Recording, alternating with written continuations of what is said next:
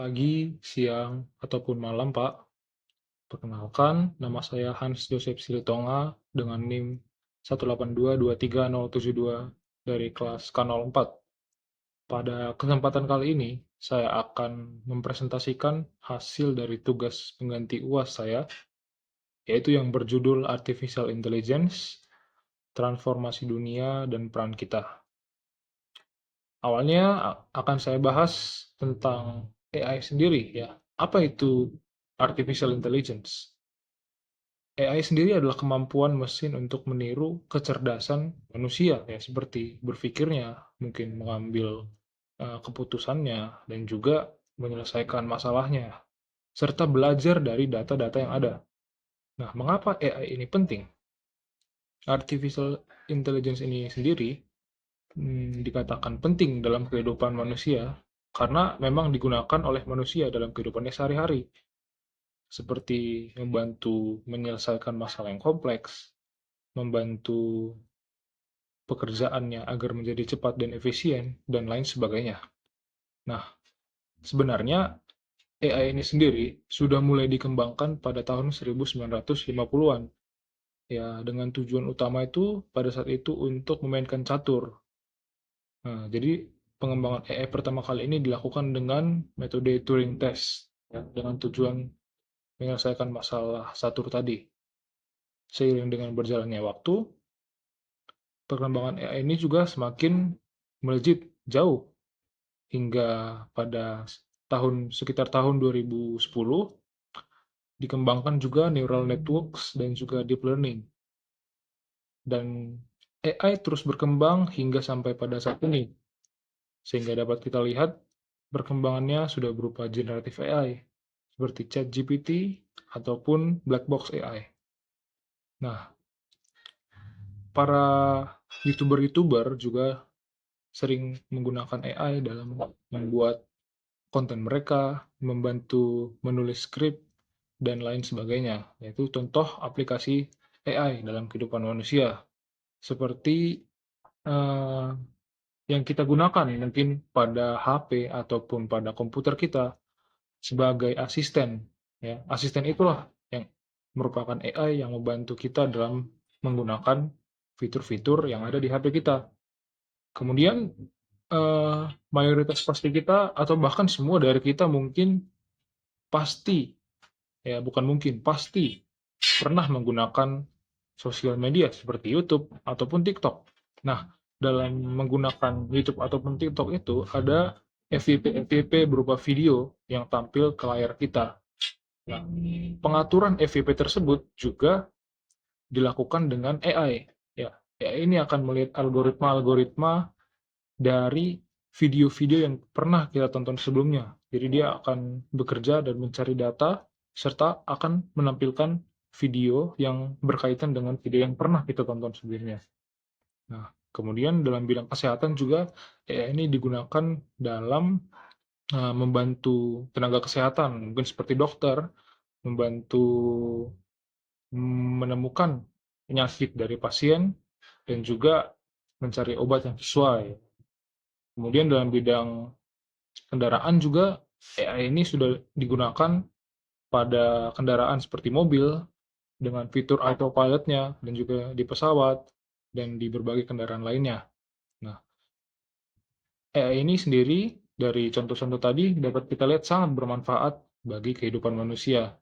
Manfaatnya antara lain dapat mengefisiensikan waktu, membuat pekerjaan kita semakin cepat terselesaikan, dan juga membantu kita dalam mengambil keputusan dan akan menghemat biaya di berbagai sektor di kehidupan kita.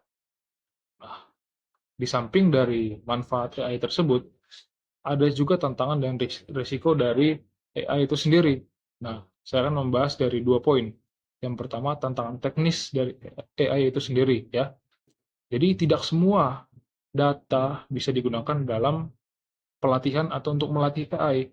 Jadi harus dipilih data yang akurat ataupun yang benar untuk melatih artificial intelligence agar dia juga dapat menghasilkan keputusan ataupun membuat keputusan yang benar sesuai data yang akurat tadi.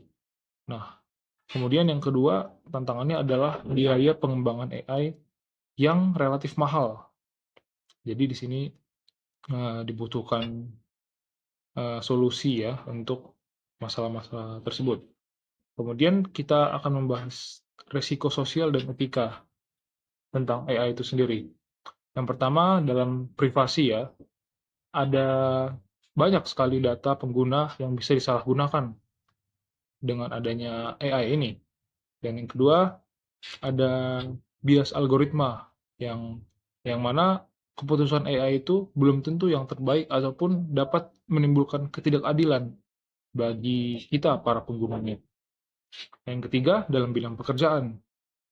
Dengan adanya AI, pekerjaan-pekerjaan yang ada sekarang dapat hilang dan tergantikan oleh artificial intelligence itu sendiri. Nah, contoh kasusnya mungkin ya pada eh, tahun 2019 ataupun tahun 2018 kita masih dapat membayar tol menggunakan uang tunai. Sekarang sudah tidak. Nah, kemudian dalam bidang kejahatan juga banyak seperti adanya melakukan penipuan karena AI sudah dapat membuat atau mengenerate gambar ataupun video yang menyerupai rupa manusia dan juga menjadi suara yang menyerupai suara manusia.